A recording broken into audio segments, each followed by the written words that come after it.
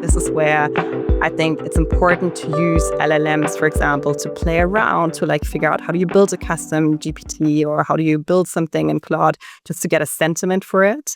But I think it's also then at the same time, if you think about more like the production scale, so what you actually use on a day-to-day basis in your organization, I think working with trusted vendors like Leapsome actually speeds up a lot of things, right? Because we have a whole team thinking about it. We speak to like customers and community members at a very different scale to understand what works, what doesn't work.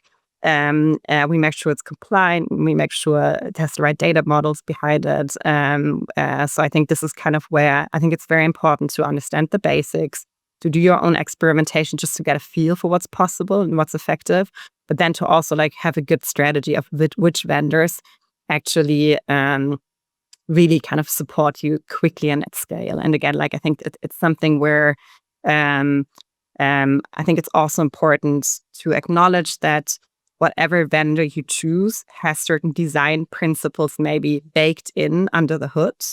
And I think this is where it's even more important. Like our core differentiation at business is like really building a very effective strategic layer for the people leaders. We're not just a transactional HR platform, right? Compliance is obviously the table stakes, right? Also for us.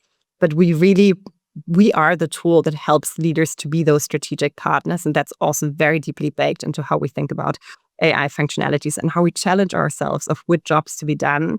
We want to make faster and more effective for all parts of